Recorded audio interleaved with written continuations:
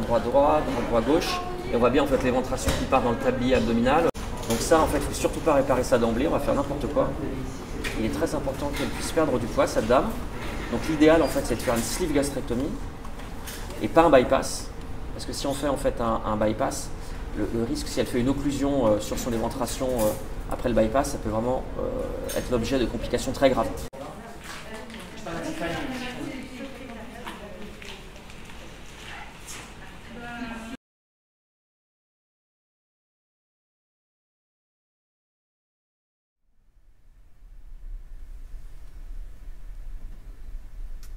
Je vais vous demander votre taille et votre poids, s'il vous plaît.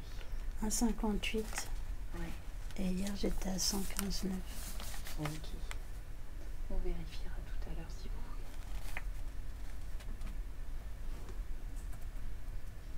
Entre 0 et 10, à combien évaluez-vous votre douleur? 6,7 quand même. 6,7. C'est tout le temps en fait. D'accord. Est-ce que vous pouvez me dire pourquoi vous êtes là aujourd'hui? D'accord.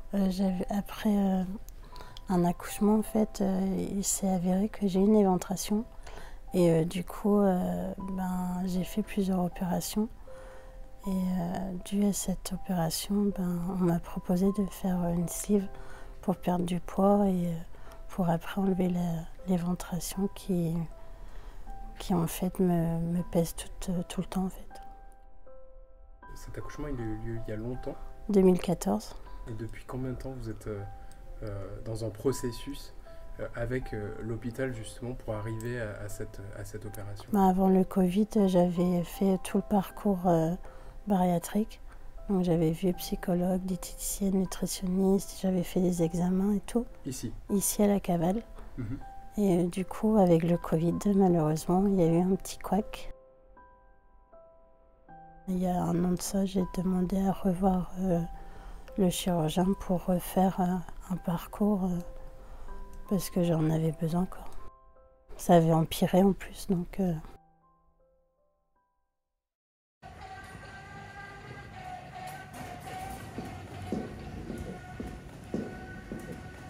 La patiente qu'on opère à l'heure d'aujourd'hui, c'est une patiente déjà qui est jeune, qui a une obésité effectivement sévère avec un indice de masse corporelle supérieur à 40.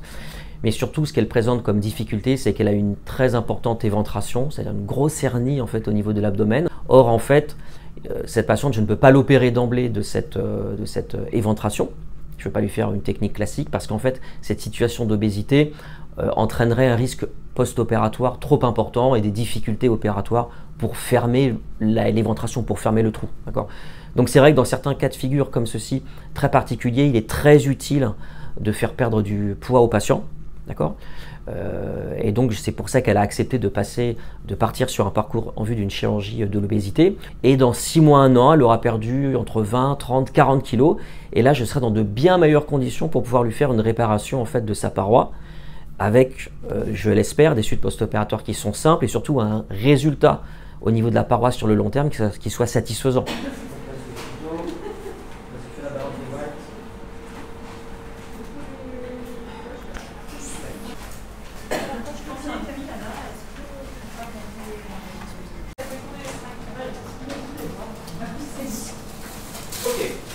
Et le but de cette opération, qui est simple en fait de conception, c'est de transformer l'estomac en un tube.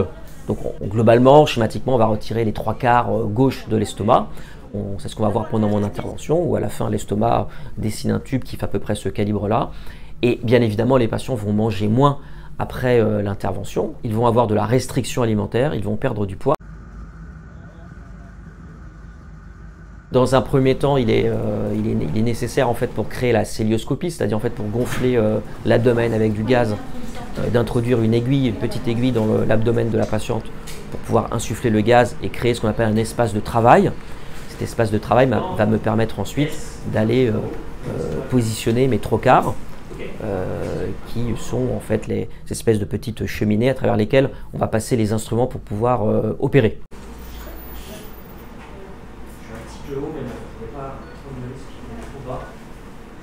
Dans un deuxième temps, j'explore l'abdomen pour essayer de voir qu'il n'y ait pas de difficulté au niveau de l'abdomen qui pourrait contre-indiquer ma chirurgie. Et puis évidemment je peux visualiser l'éventration qui est située très basse au niveau de son abdomen et qui heureusement ne pourra pas me gêner pour cette technique de chirurgie bariatrique que j'ai choisie.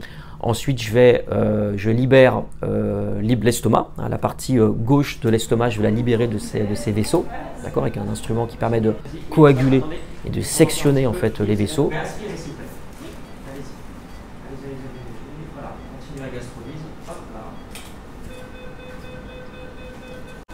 Voilà, donc là on va évidemment faire la gastrolyse, couper les vaisseaux de la grande coupure gastrique, on va pénétrer dans la cavité des épigons et donc libérer toute la partie d'estomac qui sera vraiment réséquée pendant la sleeve gastrectomie. Et puis ensuite je vais descendre un tube de calibration par la bouche du patient et qui permet de me donner un repère, un gabarit pour agrafer l'estomac. Puisqu'ensuite donc j'utilise une agrafeuse linéaire coupante qui est un instrument qui permet à la fois d'agrafer et de sectionner de part et d'autre de ma ligne d'agrafe pour réaliser la sleeve gastrectomie. Et donc cet appareil, on le dispose en fait, cette agrafeuse, on la dispose le long en fait du tube que j'ai positionné à travers la bouche avec mes collègues anesthésistes.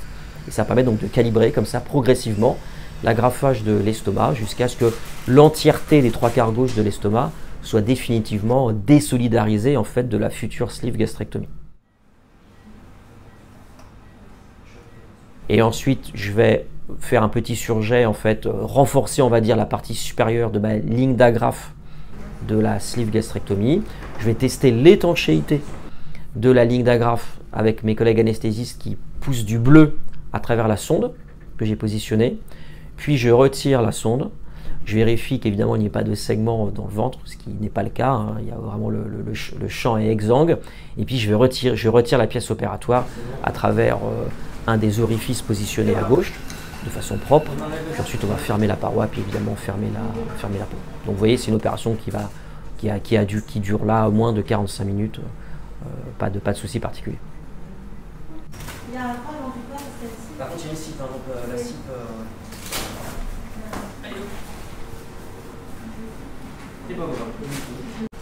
Je pense qu'elle aura un beau résultat en termes de perte de poids et ça me permettra de faire ensuite derrière la cure de l'éventration d'ici 6 mois, 1 an dans de bonnes conditions. Donc je suis vraiment content pour elle, quoi.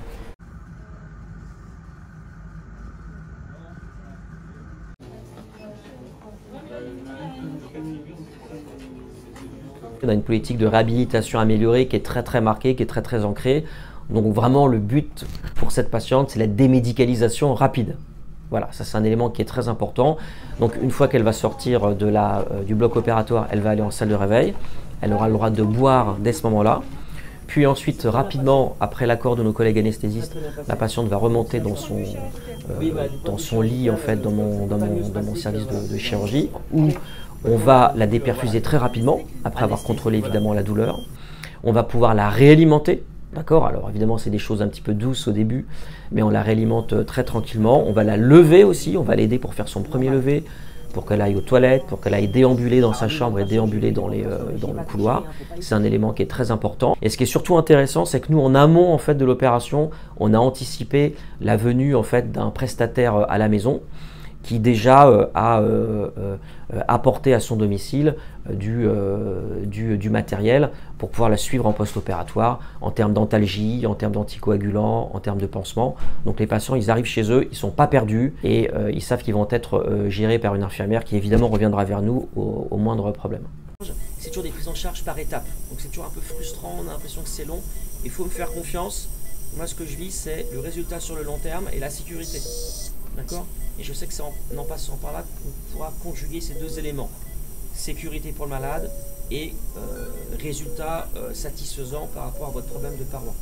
D'accord? Ça doit être notre seul guide. Ok? Allez, je vous vois plus tard. Oui, bon, on va se revoir tout à l'heure. J'ai le droit de venir vous saluer quand même. Vous serez d'accord? Ok.